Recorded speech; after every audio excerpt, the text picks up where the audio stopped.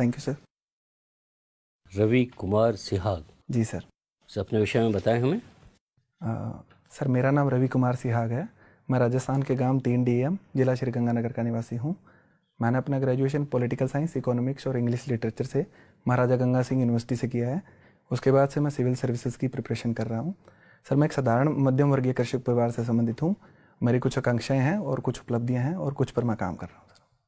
आपकी क्या आकांक्षाएं हैं और क्या उपलब्धियां हैं, कुछ बताएंगे हमें?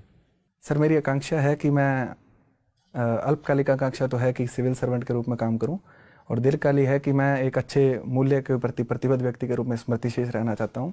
और उपलब्धियों के तौर पर सर मैंने अपनी जो पारिवारिक जो प्रतिबद्धताएं हैं और कर्तव्य है उनको बखूबी निभाया है। साथ में मैंने अपनी पढ़ाई भी की है सर। आपने ग्रेजुएशन किया है रवि जी 2015 में। जी सर। और आज हम 2019 में आ गए हैं। उसके बाद आपने क्या किया 15 से 19 तक? सर मैंने 15 में ग्रेजुएशन करके सर 1 साल तो मैं घर पे रहा था। कुछ घरेलू कार्य होते हैं जैसे सिस्टर की शादी वगैरह, तो उसके सर जिम्मेदारी मेरे पे थी। तो वो करने के बाद में सर घर वालों ने मुझे सिविल सर्विसेज के लिए तैयारी करने के लिए भेजा, और उसके बाद में मैं सर 2 साल मैंने तैयारी की और 18 में अटैम्प्ट दिया था सर। लेकिन आपको लगता नहीं आपका फॉल बैक प्लान क्या है? अगर नहीं होता है आपका सिविल सर्विसेज में चयन, तो फिर आप क्या करेंगे? सर मैं अगर सिविल सर्विसेज में पूरी मेहनत के बाद अगर चयन नहीं होता है तो सर मैं कृषि के क्षेत्र में कुछ करना चाहूँगा। जैसे मैं किसानों के लिए कुछ NGO खोलना चाहूँगा, या फिर अगर सरकार कोई लोन देती है तो मैं एक जो इंस्ट्रूमेंट है उसका पूल बैंकिंग खोलना चाहूँगा सर। आपको नहीं लगता है आपके पिताजी एक खेतिहर हैं, सालाना आमदनी 50,000 के आसपास ही है? जी सर। तो आपका ये कर्तव्य बनता था कि फाइनेंशियली आप फादर को सपोर्ट करें। आप बड़े हो गए हैं और इस मृग मरीचिका में आप पड़े हुए हैं। सिविल सर्विसेज नहीं हुआ तो? सर वैसे मुझे खुद पर इतना विश्वास तो है कि सर मैं अगर इस प्रयास में नहीं होता है तो मैं 2 अगले प्रयासों में इसको कर लूँगा। अगर नहीं होता तो सर जो भी कृषि के क्षेत्र में जितने भी नवाचार हो रहे हैं उसमें सरकार अनेक रियायतें देती है सर, और छोटे किसानों के लिए भी अनेक अवसर हैं, जैसे सूक्ष्म सिंचाई, लघु सिंचाई, या फिर अन्य जैसे पुलिंग है, फार्मर प्रोड्यूसर ऑर्गेनाइजेशन है। तो उसके स्तर पर मैं प्रयास करूँगा सर। आपको लगता नहीं है कि आपका सपना जो है वो बहुत ही वैरिड है? मतलब पेंडुलम की तरह है। एक तरफ आप अपने को सिविल सर्वेंट के रूप में इमेजिन कर रहे हैं, दूसरी तरफ एक आप आम खेतिहर के रूप में अपने को इमेजिन कर रहे हैं। ये कैसे आप सामंजस्य रखते हैं इस 2 प्रोफेशन में? सर सामंजस्य ये है कि जो सिविल सेवा है वो अत्यंत विविधता वाली सेवा है। तो इसमें सर किसानों का कल्याण भी शामिल है। तो अगर मैं इसमें जाता हूँ तो मेरा जो जो दूसरा लक्ष्य है वो भी पूरा हो जाएगा। और अगर सिविल सर्विस में जाने का मौका नहीं मिलता है तो सर दूसरे बैकअप प्लान के रूप में मैं ये करना चाहूँ। सिविल सर्विसेज की क्या विशेषताएं हैं जिन्होंने आपको आकर्षित किया? सर मैं किसान पृष्ठभूमि से हूँ, और हमारे किसानों में जितनी भी समस्याएं होती है, जैसे सर पानी की जो वाराबंदी है उससे रिलेटेड, या नहर से पानी की चोरी होती है उससे रिलेटेड, तो सर किसान लोग हैं वो कलेक्ट्रेट में जाकर ज्ञापन देते थे। तो इस कारण से मेरा आकर्षण इस सेवा में हुआ। लेकिन बाद में इसके बारे में मैंने और पढ़ा, इसके कार्यों के बारे में, विविधता के बारे में, इसके वेतन भत्तों के बारे में। तो सर मेरा आकर्षण स्वाभाविक था, और उसके बाद में मैंने सर इसके लिए तैयारी चालू की। धन्यवाद। अच्छा ये बताइए, सरदार पटेल को बिस्मार्क ऑफ इंडिया क्यों कहा जाता है? सर जैसे बिस्मार्क ने जर्मनी की जो विखंडित रियासतें थी उन्हें मिलाकर एक अखंड और एकल जर्मनी का निर्माण किया था, वैसे ही सरदार पटेल ने हमारे देश की जो रियासतें थी उन्हें मिलाकर हमारे भारत का निर्माण किया था सर। कितने लगभग कितनी रियासतें थी? सर एग्जैक्ट मुझे नहीं पता, लेकिन 560 के आसपास थी सर। अच्छा, अभी सरदार पटेल क्यों न्यूज़ में है? सर उनकी मूर्ति का निर्माण कराया गया है, स्टैचू ऑफ यूनिटी का, गुजरात में। तो इस कारण। कहाँ पे है? गुजरात में किस जगह पर है? सर ये नर्मदा नदी के पास में है सर। कोई पहाड़ पे है क्या? किसी हिल पे है? सॉरी सर, मुझे हिल का। वहाँ पर कोई डैम भी है? Sorry sir. कोई dam? Sir Sardar Sarovar dam है। सरदार सरोवर डैम है। अच्छा, ये लोग ये कह रहे हैं जो भाई ठीक है इससे आर्थिक विकास तो होगा, लेकिन इससे मानवीय अधिकारों का उल्लंघन होता है और साथ ही साथ पर्यावरण के खिलाफ भी है, बताइए। सर पर्यावरण के खिलाफ तो जो तर्क है वो ये है कि जो डैम है उसके खिलाफ तर्क था कि जो डैम बनाने से जो पर्यावरण में वन भूमि का ह्रास हो जाता है, वो जलमग्न हो जाती है। तो ये प्रमुख तर्क थे। और मानवीय अधिकारों के मुद्दे पर जो आदिवासी लोग हैं सर, उन्हें भूमि से विस्थापित कर दिया गया और उनके विस्थापन का मुद्दा सर अभी तक चल रहा है। उसे पूरी तरह से सरकार द्वारा खत्म नहीं किया गया है। तो ये प्रमुख मुद्दे थे। लेकिन सर मूर्ति बनाने के पक्ष में ये है कि अगर मूर्ति बनाते हैं तो एक तो सर विश्व में हमारा जो नाम है कि भारत में सबसे बड़ी मूर्ति है, दूसरा सरदार पटेल के योगदान को देखते हुए हम ये मूर्ति बना सकते हैं, और तीसरा ये है कि सर अगर ये टूरिज्म प्लेस के रूप में डेवलप होता है तो एक तो इसकी जो टिकट है उससे आमदनी होगी, दूसरा से इसके बाहर जो एरिया डेवलप होगा उससे भी सर लोगों को रोजगार के अवसर। तो सस्टेनेबल डेवलपमेंट से क्या समझते हैं आप? सर सतत विकास की परिभाषा ये है कि अगली पीढ़ी के जो जितने भी रिसोर्स हैं उनको हम खत्म किए बिना अगली पीढ़ी के एक ट्रस्टी के रूप में अगर हम रिसोर्स के लिए काम करें तो सतत विकास है। तो स्टैच्यू ऑफ यूनिटी के बारे में कहा जाता है जो सस्टेनेबल डिजाइन नहीं है, कुछ पता है आपको? सॉरी सर, इसके बारे में तो नहीं पता है। मतलब इस स्टैच्यू को बनाने में क्या क्या कंपोनेंट्स क्या लगे, कुछ आइडिया है? सॉरी सर, वो भी आपको ध्यान में नहीं है, कोई बात नहीं। मोस्ट फेवर्ड नेशन सुना होगा आपने? जी सर, बताइए। सर मोस्ट फेवर्ड नेशन जो WTO के प्रमुख प्रिंसिपल है उसमें है कि आप किसी एक नेशन को मोस्ट फेवर्ड नेशन का दर्जा नहीं दे सकते, और सबके लिए जो शुल्क हैं चाहे सीमा शुल्क हो या ट्रेड बैरियर्स जो भी हैं, टैरिफ या नॉन टैरिफ, वो एक समान रखने पड़ेंगे। तो मोस्ट फेवर्ड नेशन आज भी न्यूज़ में था, कल भी न्यूज़ में था, पाकिस्तान के संदर्भ में। जी सर, बताइए सर। मोस्ट फेवर्ड नेशन, इसका कुछ असर पड़ा पाकिस्तान पर मोस्ट फेवर्ड नेशन का? बहुत बड़ा असर अगर हम उम्मीद करते हैं तो वो तो नहीं पड़ेगा, लेकिन हाँ कुछ ये है कि पाकिस्तान से जो भारत में वस्तुएं आती है उन पर अगर हम हैवी ड्यूटी इम्पोज करते हैं। पता चला है जो 2 वस्तुओं पे 200% ड्यूटी लगाई गई है। जी सर, बताइए उसके बारे में। सर तो उन वस्तुओं की आवाजाही कम हो जाएगी। कौन सी वस्तुएं हैं? सॉरी सर, मुझे वस्तुओं, चलिए कोई बात नहीं। आपके पिता कृषि से संबंधित है। जी सर। और साथ ही अगर आप इसमें अगर सक्सेसफुल नहीं होते हैं तो आप भी कृषि की ओर जा सकते हैं, जैसा अभी आपने कहा। जी सर। तो अभी अंतरिम बजट में कृषि से संबंधित क्या बातें कही गई हैं? सर 3-4 प्रावधान है। पहला तो ये है कि किसानों को सर 6,000 रुपये वार्षिक मिलेंगे, जो कि 2-2 की 3 किस्तों में दिए जाएंगे। ठीक है। एक प्रावधान है कि जो मछली पालन और पशुपालन है उसके लिए अलग कोष सृजित किया जाएगा ताकि इनको भी हम किसान क्रेडिट कार्ड के थ्रू ऋण व्यवस्था से जोड़ सके। तीसरा सर जो कामधेनु बोर्ड की स्थापना की जाएगी, तो उसके थ्रू सर जो देसी गाय हैं उनका नस्ल संवर्धन किया जाएगा जो किसानों के लिए। अच्छा, किन किसानों को ये 6,000 दी जाएगी? कोई इसके लिए शर्त है क्या, कंडीशन है? सर जिनकी भूमि 2 हेक्टेयर से कम है, जिनके पास कृषि भूमि, उन्हें दी जाएगी। तो राजस्थान में 2 हेक्टेयर का अर्थ क्या हुआ? कितना एकड़ हुआ है, कितना बीघा हुआ? सर 8 बीघा 2 हेक्टेयर का अर्थ होता है 10,000 वर्ग मीटर होता है सर 1 हेक्टेयर। 1 हेक्टेयर 10,000। तो आपके पास कितना है? सर 10 बीघा जमीन है हमारे पास। आपके पास यानी 2 हेक्टेयर के अंदर है आप? 2 हेक्टेयर से ऊपर है सर। तो यानी आपको इससे फ़ायदा नहीं, आपके पिताजी को फ़ायदा नहीं है? नहीं सर। चलिए मुझे एक अंतिम सवाल का जवाब दीजिए। राजस्थान में औरतों की शिक्षा के लिए क्या कौन कौन से विद्यालय और विश्वविद्यालय हैं जो कि बहुत प्रख्यात है? सर एक तो वनस्थली विद्यापीठ है टोंक में, जो बालिका शिक्षा के लिए बहुत विख्यात है। इसमें सर खेल कूद पर भी उतना ही फोकस दिया जाता है जितना बालिकाओं की शिक्षा पर है। उसके अलावा सर मोदी यूनिवर्सिटी है जो लक्ष्मणगढ़ में है, वो भी बालिकाओं की शिक्षा के लिए बहुत फेमस है सर। और कोई? सर अभी मैं 2 ही रिकॉल कर पा रहा हूँ। 2 ही रिकॉल कर। चलिए थैंक यू। रवि, आपके इस डिटेल्ड एप्लीकेशन फॉर्म से जो जानकारी मैं ले पा रहा हूँ वो ये कि आप एक कम जोत वाले ही किसान हैं आमतौर पर, केवल 50,000 रुपये वार्षिक आपने आय लिखी है, और बड़े पैमाने पर खेती का फेमिनाइजेशन पूरी दुनिया में हुआ है, राजस्थान में भी हुआ है। मैं एज्यूम कर रहा हूँ कि आपकी माताजी भी इस खेती में सहायता करती ही होंगी। फिर आपने इस राशि को केवल पिता की आय क्यों बताया है, माताजी की आय को क्यों नहीं शामिल किया? सर ये गलती तो हुई है मुझसे कि मम्मी का भी बहुत योगदान रहता है खेती में, और मैं लिख नहीं पाया सर। तो ये कोई आश्चर्य की बात नहीं है, ऐसा कई आवेदनकर्ताओं से होता है। मैं एक ईमानदार आकलन चाहता हूँ कि ऐसा करते समय हमारे मस्तिष्क के पिछले हिस्से में क्या चल रहा होता है। हम क्यों अक्सर अपने परिवार की स्त्रियों के महत्व को, ऐसा नहीं कि हमारी मंशा ऐसी होती है, लेकिन हम अक्सर दर्ज करने में चूक जाते हैं। क्या हमारे अंदर एक पितृसत्ता होती है?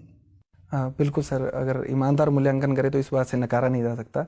हम सभी सर पितृसत्तात्मक ढांचे के अंदर जकड़े हुए हैं और इससे 100% मुक्त हो पाना बहुत ही मुश्किल काम है। और दूसरा ये है कि महिलाओं की जो कार्य है उसे सर हम जीडीपी के अंदर भी नहीं आंकते हैं। जो भी वो घरेलू कार्य करती है या कृषि में योगदान करती है उसे जीडीपी कैलकुलेशन में भी नहीं आंका जाता है। और जो घर की आय होती है वो भी सामान्यतः किसान परिवार के लिए पिता की आय होती है सर, ये मुख्य कारण। ठीक बात है। रवि, ये बताइए कि हाल में 16वीं लोकसभा समाप्त हुई है। जी सर। अगर हम विधायी कार्य की दृष्टि से देखें तो इस 16वीं लोकसभा की क्या प्रमुख उपलब्धियां थीं और क्या प्रमुख निराशाएं हैं? अगर आप 3 उपलब्धि और 3 निराशाएं बता देंगे तो मेरे लिए पर्याप्त होगा। सर, उपलब्धि के स्तर पर तो सर एक तो जीएसटी का इम्प्लीमेंटेशन है, वो 16वीं लोकसभा ने किया है। दूसरा सर, अगर कार्य की बात करें तो पिछली लोकसभा से, हालांकि ओवरऑल कार्य को अच्छा नहीं आ सकता, लेकिन पिछली लोकसभा से इसने अच्छा कार्य किया। 83% विधेयक पारित किए हैं। और तीसरा सर, कोई बात नहीं, ऐसी कौन सी प्रमुख निराशाएं हैं जो विधायी अपेक्षाएं थी लेकिन ये लोकसभा पूरी नहीं कर सकी? सर एक तो महिला आरक्षण विधेयक था, वो लोकसभा पास नहीं कर पाई, क्योंकि सर महिलाओं का लोकसभा में प्रतिनिधित्व देखते हुए मैं इसे एक आवश्यक मानता हूं कि महिलाओं को आरक्षण दिया जाना चाहिए। दूसरा सर, जो नागरिकता बिल है, इसके संदर्भ में जो जितने भी वाद विवाद थे उनको ये पूरा नहीं कर पाई है, क्योंकि राज्यों को भी संतुष्ट नहीं किया है। और तीसरा, कोई बात नहीं।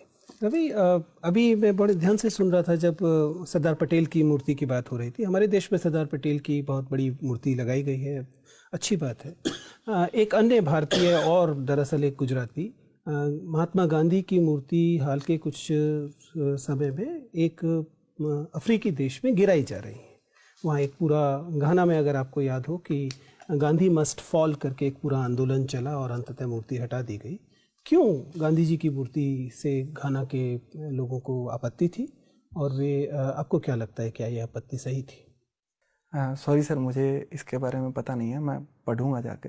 चलिए, कोई बात नहीं। सोशल मीडिया पसंद करते हैं आपने साक्षात्कार की भाषा हिंदी रखी है। मैं प्रिज्यूम करता हूँ कि आप हिंदी में ही सोशल मीडिया में पार्टिसिपेट करते होंगे, फेसबुक पर, ट्विटर पर, जहाँ पर भी आप हैं। सर मैं इंग्लिश में पार्टिसिपेट। आप अंग्रेजी में करते हैं? जी सर। हिंदी में सोशल मीडिया में भागीदारी करने में क्या क्या तकनीकी दिक्कतें? सर तकनीकी दिक्कतों की अगर बात करें तो सबसे बड़ी समस्या सर टाइपिंग में आती है। हालांकि सर अभी जो गूगल के जितने भी ऐप्स आ रहे हैं, जैसे गूगल ट्रांसलिटरेशन है, उनसे सर टाइपिंग की समस्या काफ़ी हद तक हल हो रही है। तो लेकिन काफ़ी लोगों को इसके बारे में जागरूकता भी नहीं है। दूसरा सर, हिंदी के अंदर जो टाइपिंग करते हैं तो इंग्लिश टू हिंदी अगर हम टाइप करें तो जो कई शब्द होते हैं, जैसे अण होता है या अड़ होता है, तो उनका टाइपिंग आसान नहीं होती है। तो ये मुख्य समस्याएं हिंदी के अंदर है सर। आप हिंदी में क्यों नहीं करना पसंद करते हैं? आपको तो इन तकनीकी दिक्कतों के बारे से भी पार पाना आता है। सर इसका कोई खास वजह तो नहीं है, लेकिन सर पहले से इंग्लिश में कर रहा था, तो हालांकि हिंदी में करता हूँ लेकिन उतना यूजुअली नहीं करता, और इंग्लिश में सर मैं ज़्यादा सहज महसूस करता हूँ, इसलिए। Thank you. जी सर। रवि, आपका विषय हिंदी साहित्य है ना? जी सर। मुझे एक कविता याद आ रही है जिसमें कहते हैं कि जहाँ ना पहुँचे रवि वहाँ पहुँचे कवि। साहित्यकार के बारे में ऐसा अक्सर कहते हैं। तो कौन सी जगह है जहाँ कवि पहुँचते पर रवि नहीं पहुँच पाता?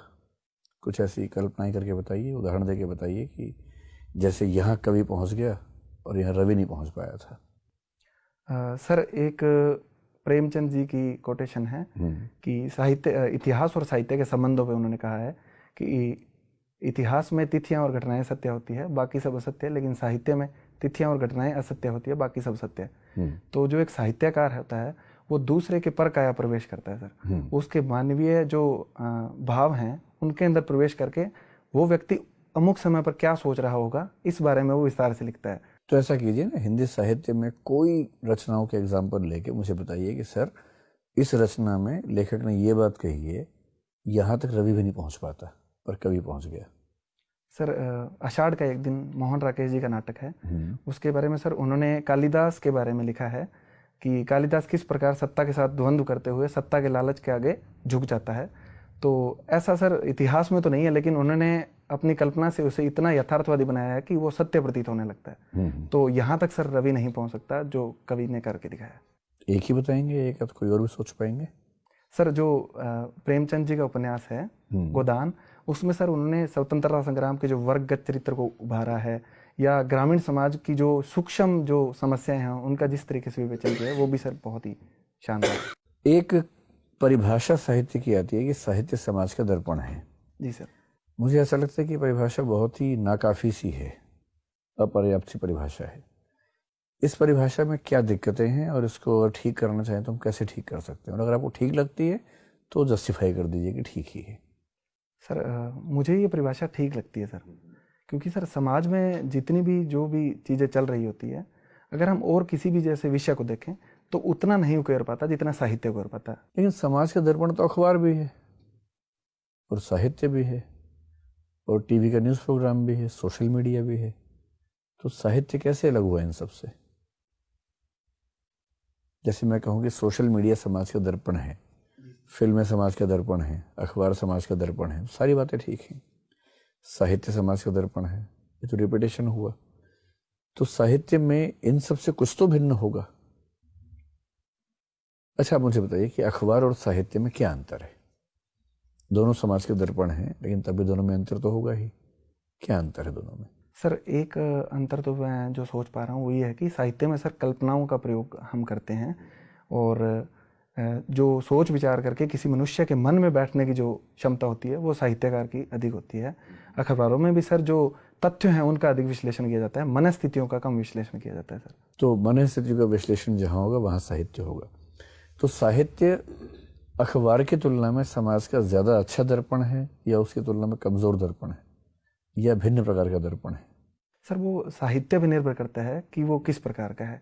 जैसे अगर नागार्जुन की कविताओं की बात की जाए तो सर उसके बारे में नामवर सिंह ने कहा है कि तुलसीदास के बाद में नागार्जुन जी ऐसे कवि हैं कि उनकी रचनाएं हैं वो कवि संगोष्ठियों से लेकर गांव की चौपालों तक है।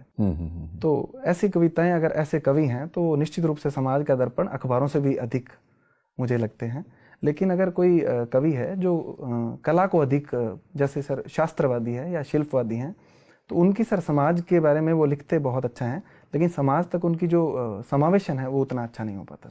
आप लोकल डायलेक्ट्स बोलना पसंद करते हैं, बोलियां बोलना पसंद करते हैं? जी सर। और बोलियों में तो मुहावरे, लोकोक्तियाँ बहुत ज़्यादा होते हैं। जी सर। अभी आपने पितृसत्ता की बात की। जी सर। ऐसा कहा जाता है कि लोक भाषा में, मुहावरों में, लोकोक्तियों में अक्सर सोशल बायसेस खुल के सामने आती हैं। बिल्कुल सर। जैसे महिलाओं के खिलाफ, दलितों के खिलाफ, श्वेतों के खिलाफ जितनी कहावतें होंगी उतनी कहावतें पुरुषों के खिलाफ नहीं होंगी, ब्राह्मणों के खिलाफ नहीं होंगी या ऊंची जातियों के खिलाफ नहीं होंगी। जी सर। तो ऐसी 5 मुहावरे या लोकोक्तियाँ बताइए किसी भी भाषा की, हिंदी की, डायलेक्ट की, जो सीधे सीधे आपको लगता है कि पैट्रियार्की से भरी हैं या किसी और सामाजिक वर्ग की प्रभुत्व की भावना से भरी हुई हैं। जैसे मैं आपको एग्जाम्पल दूँ, कहाँ राजा भोज कहाँ गंगू तेली। जी सर। इसमें तेली को लाने की क्या जरूरत थी? तेली एक जाति है जो निम्न कही जाती है, तो तुलना करते हुए उसे कमज़ोर बताने की क्या ज़रूरत थी? तो ऐसी कुछ और कहावतें बताइए जिससे पता लगे कि जो लोक भाषा है, डायलेक्ट्स हैं, मुहावरे हैं, कैसे वो सोशल डिस्क्रिमिनेशन को जस्टिफाई करते हैं।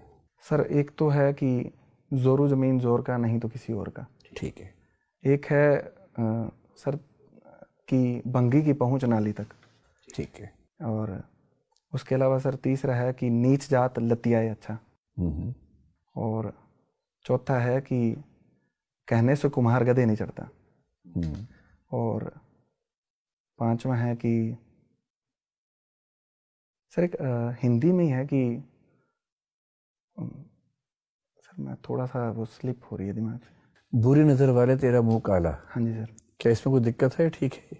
सर इसमें दिक्कत लगती है सर मुझे। क्या दिक्कत है इसमें? सर इसमें रंग भेद के हमारे जो व्यूज़ हैं वो उजागर होते हैं सर। हाँ, क्योंकि भारत पर हमला तो गौरव ने किया था, तो भारत में तो कहावत बुरी नज़र वाले तेरा मुंह गोरा होनी चाहिए थी। जी सर। और हम बोलते हैं मुंह काला। तो आपको लगता है कि रंग भेद का मामला है इसके पीछे? सर ना चाहते हुए भी सर इसमें रंग भेद का मामला बनता है। आप लोकल जो बोलियों की बात कर रहे हैं, तो राजस्थानी भी एक भाषा है या बोली है, उपभाषा है, जैसा भी आपको ठीक लगे। और ये डिमांड खूब चल रही है कि राजस्थानियों को भाषा का दर्जा मिलना चाहिए। ऐसा दर्जा मैथिली को मिला है कुछ साल पहले, मतलब हिंदी की बोलियों में से जिसको हम कह सकते हैं। तो राजस्थानी को भाषा का दर्जा मिले या ना मिले, पहले तो ये बताइए आपकी राय क्या है। और दूसरा, अगर मिले तो राजस्थानी कौन सी राजस्थानी को मिले? राजस्थानी तो अपने आप में कोई एक ढांचा है नहीं, तो किसको राजस्थानी माना जाएगा? सर, अगर राजस्थानी को भाषा का दर्जा देने की बात है तो इसके पक्ष में जो तर्क दिए जाते हैं, सबसे पहले मैं उनको बताना चाहूँगा। उनका ये है कि राजस्थान की जो भाषा के जो प्रयोक्ता हैं उनका काफ़ी बड़ा वर्ग है, 3-4 करोड़ लोग बोलते हैं। दूसरा है कि इसमें साहित्य की प्रचुर मात्रा है। प्राचीन काल से लेकर मोहनोत, नैन्सी, सूर्यमल मिश्रण जैसे रचनाकार राजस्थानी, और इसके अलावा सर विजयदान देथा जी है, उन्होंने काफ़ी लिखा है। लेकिन सर इसके बारे में विपक्ष में तर्क ये है कि सबसे पहले तो सर राजस्थानी की 4 बोलियां हैं उपभाषा की, मारवाड़ी, मेवाड़ी, ढूंढाड़ी और मेवाती। अगर मारवाड़ी, मेवाड़ी, जी सर, जयपुरी, जयपुरी को ढूंढाड़ी कहते हैं सर, और चौथी मेवाती। और मारवाड़ी नहीं है? मारवाड़ी बोला ना सर। अच्छा, दूसरी मेवाड़ी बताइए आपने, मालवी नहीं है? Sorry sir, Malvi. अच्छा ठीक है, बताइए। तो सबसे बड़ी समस्या तो ये है कि इनमें से हम भाषा का दर्जा देंगे किसको? क्योंकि सर अगर एक को देते हैं तो दूसरे वर्ग के प्रयोक्ता हैं, उनको सर तुलनात्मक वंचन की महसूस होगी, वो सोचेंगे कि भाषाई साम्राज्यवाद हम पर हावी हो रहा है। दूसरा ये है कि सर राजस्थानी की जो लिपि है सर, वो देवनागरी लिपि है। तो इस बेस पे भी इतना तर्क उनका लगता नहीं है कि जैसे सर मैथिली को दिया गया था तो उसकी कैथी या तिरहुत लिपि थी। और तीसरा ये है कि साहित्य भी इतना अधिक प्रचुर मात्रा में नहीं है। और चौथा ये है कि सर सवाल कि इससे होगा फायदा क्या, कि अगर हम मारवाड़ी को जैसे राजस्थानी को देते हैं तो इसमें विश्वविद्यालय के स्तर पर उसकी पढ़ाई चालू हो जाएगी या अकादमिक स्तर पर उसमें शोध हो जाएंगे, लेकिन आम लोगों को कोई फायदा नहीं होगा। लेकिन इससे सर एक अनियंत्रित श्रृंखला बन जाएगी बोलियों के स्तर पर आंदोलनों की, जो आगे सर तनाव ही जन्म देगी सर। मान लीजिए आप IPS बन गए, तो राजस्थान के आदमी हैं, राजस्थान में तो आजकल आरक्षण रेल की पटरियों से मिलता है। अब आप IPS बन गए और आपसे बात करके लग भी रहे कि आप पितृसत्ता के समर्थक नहीं हैं, बहुत ही जेंडर सेंसिटिव आदमी हैं। जी सर। अक्खा तीज के दिन राजस्थान में क्या होता है आपको भी पता है, हमें नहीं पता है। जी सर। अक्खा तीज के दिन खूब बाल विवाह होते हैं और किसी पुलिस वाले की हिम्मत नहीं होती कि वहाँ पर जाके रोक सके उनको। जी सर। तो मान लीजिए आप ज़िले के SP हैं और आपको पता लगा कि आपके ज़िले में कम से कम 300 बाल विवाह होने वाले अक्खा तीज के दिन, एक ही दिन होने वाले हैं, एक ही स्थान पे होने वाले। पूरे ज़िले को पता है, हर बार पता होता है, आपको भी पता है। पिछला SP पितृसत्ता का समर्थक था, वो चुप रहता था। आप इस पर कैसे मैनेज करेंगे कि ये ना हो? और CM का भी दबाव है कि चुप रहना, कुछ बोलना मत, क्योंकि CM उन्हीं के वोट से CM है जो बाल विवाह करवा रहे हैं। कैसे हैंडल करेंगे? सर मैं 10-15 सेकंड लेना। हाँ, आराम से सोच के बताइए। सर पहली बात तो ये है कि सर दबाव चाहे किसी का भी हो, सबसे बड़ी बात है कि एक सिविल सर्विस होने के नाते, सिविल सर्वेंट होने के नाते सर संविधान है, मैं उसे फॉलो करूँगा। और संविधान के तहत संसद ने बाल विवाह के विरुद्ध कानून बना रखा है, तो अगर कानून बनाया तो उसे इम्प्लीमेंट करने की मेरी जिम्मेदारी है सर। और दूसरी बात यह है कि अगर लोगों में इस बात को लेकर है कि वो बाल विवाह कर रहे हैं, तो कुछ ऐसे भी अल्पसंख्यक होंगे जो इसे अनुचित बता रहे होंगे, तो सर मैं उनकी हेल्प लूँगा। और तीसरी चीज़ है कि धार्मिक लीडर हैं जो भी वहाँ पर जो बुद्धिजीवी होंगे, सर मैं उनकी मदद से ये प्रचार करवाऊँगा कि ये सब गलत है। और चौथा सर मैं सोशल मीडिया का यूज़ करूँगा कि इसके थ्रू जितने भी ग्रामीण स्तर पर जो भी निर्वाचित प्रतिनिधि है उनको एक मैसेज जाएगा कि आपके गांव के स्तर पर आपकी जिम्मेदारी है कि इसकी निगरानी रखी जाए, नहीं तो सर उनको इसके लिए जिम्मेदार ठहराऊंगा। चलिए, एक अपराधी है जी सर, जो कम से कम 10 बार बलात्कार कर चुका है। जी सर। लेकिन गवाह नहीं मिलते, सबूत नहीं मिलते, बच जाता है। पूरे इलाके को पता है कि वो बलात्कार करता है और जनरली छोटी बच्चियों का रेप करता है। जी सर। सबूत नहीं छोड़ता, दबंग आदमी है, कोई कुछ बिगाड़ नहीं पाता उसका। आप ज़िले में गए, आपको खबर मिली कि ऐसा आदमी है। अचानक 2 दिन बाद खबर मिली कि उसने एक और रेप किया किसी छोटी बच्चे के साथ और रेप करके भाग रहा है, उसके पीछे पीछे लोग भाग रहे हैं।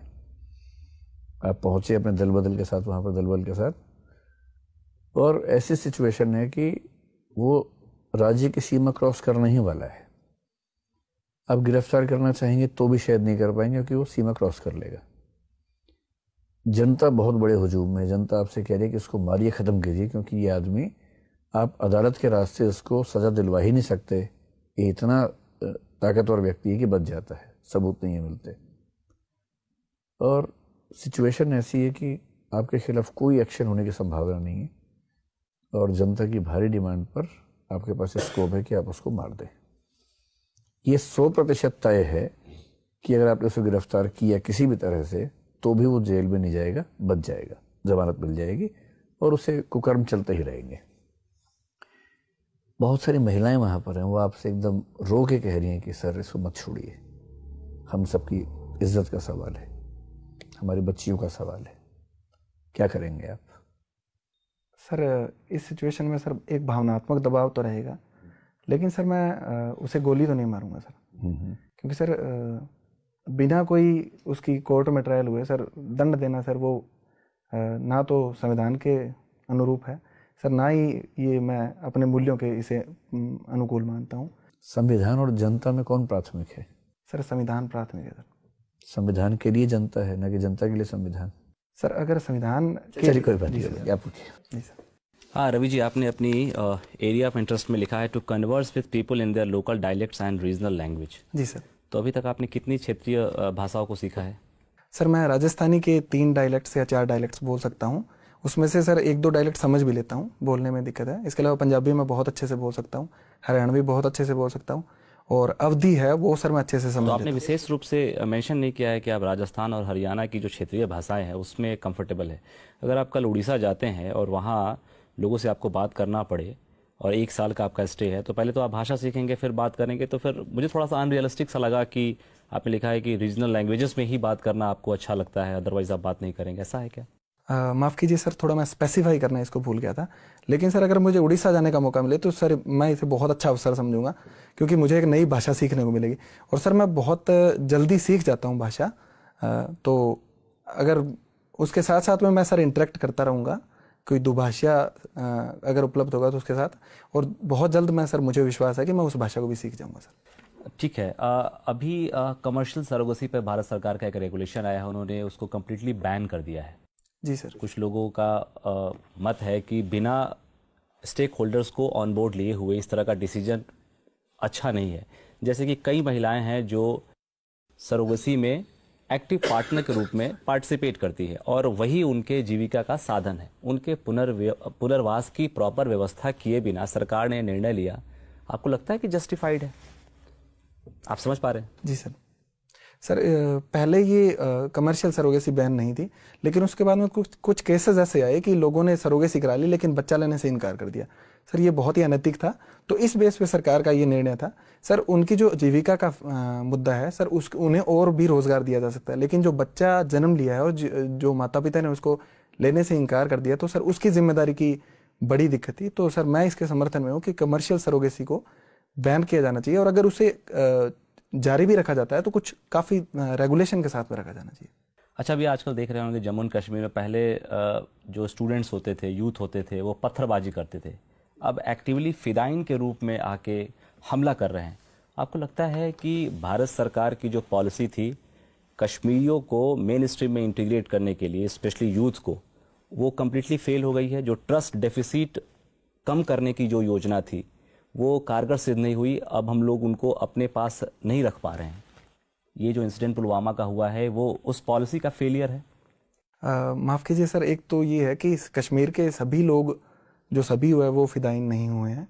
अभी भी अनेक युवा हैं जो आतंकवाद की कड़ी निंदा करते हैं और उसके पक्ष में नहीं बोलते हैं। दूसरा ये है कि सर भारत की जो पॉलिसी है उसे मैं कंप्लीट फेलियर नहीं कहूँगा, मैं ये कहूँगा कि मिलिट्री गवर्नेंस और सिविलियन गवर्नेंस है उसका तालमेल उतना अच्छा नहीं हो पाया और आज तक नहीं हो पाया है। क्योंकि अगर मिलिट्री किसी क्षेत्र में कोई कार्रवाई करके शांति स्थापित करती है जो कि एक अस्थायी होती है, उसके बाद में सिविल गवर्नमेंट का ये जिम्मेदारी बन जाती है कि वो उस जगह पर जाकर सोशल इंफ्रास्ट्रक्चर और इकोनॉमिक इंफ्रास्ट्रक्चर को मजबूत बनाए। अगर ये उचित तरीके से नहीं हो पा रहा है तो ये हमारी एक तरीके से सर फेलियर मैं मान सकता हूँ। आप अगर चीफ इलेक्शन कमिश्नर हैं और आप देख रहे हैं कि जम्मू एंड कश्मीर में जो अलगाववादी लोग हैं उनके संरक्षण के लिए कुछ राजनीतिक पार्टियां भी बढ़ चढ़ के हिस्सा ले रही हैं, इलेक्शन कमिश्नर के रूप में क्या आप कोई दंडात्मक कार्रवाई करेंगे उन पॉलिटिकल पार्टीज के विरुद्ध? सर अगर इस बात के प्रूफ हैं तो दंडात्मक कार्रवाई मैं करूंगा सर, क्योंकि इलेक्शन कमिश्नर का ये मेन ड्यूटी है कि वो फ्री इलेक्शन कराए।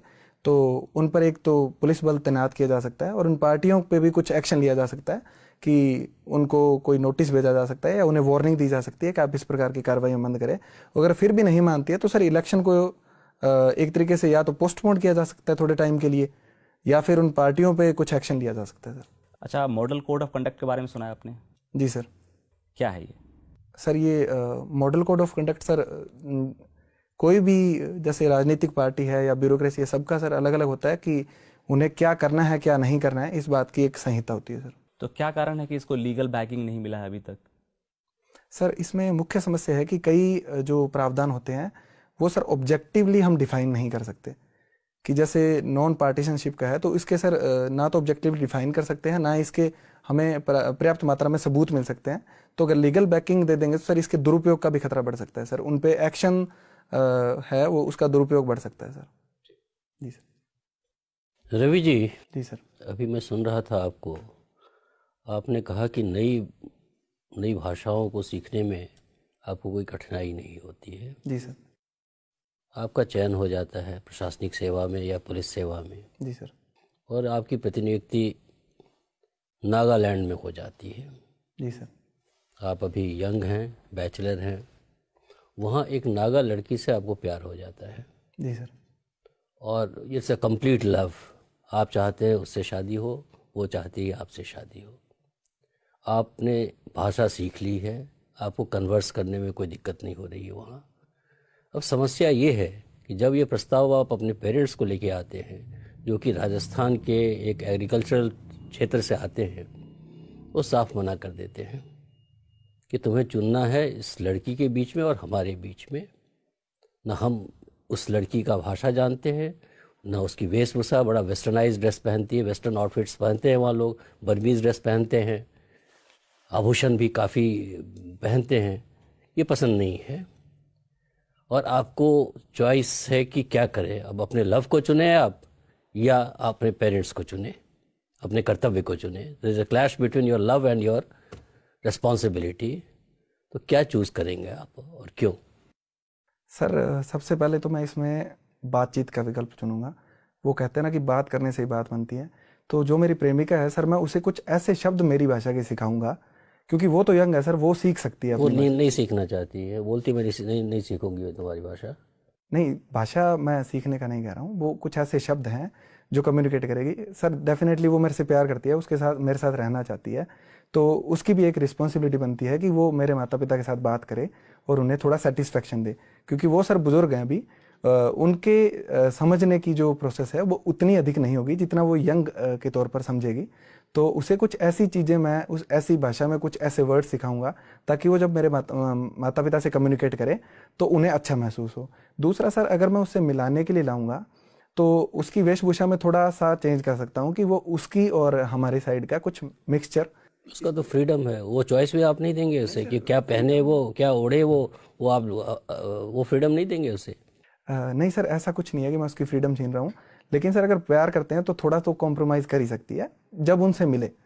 तो अब रिश्तों में अगर हम फ्रीडम की बात करने लगेंगे तो सर फिर कैसे चलेंगे। तो थोड़ा सा कॉम्प्रोमाइज़ करेंगे। कोई फैशन डिज़ाइनर या कोई दर्जी से ऐसे तो कपड़े आपको नहीं बनवाए। लगता है कि आपको चाहिए कि अपने पेरेंट्स की रिस्पॉन्सिबिलिटी के खातिर, पेरेंट्स के खातिर अपने प्यार को छोड़ दें?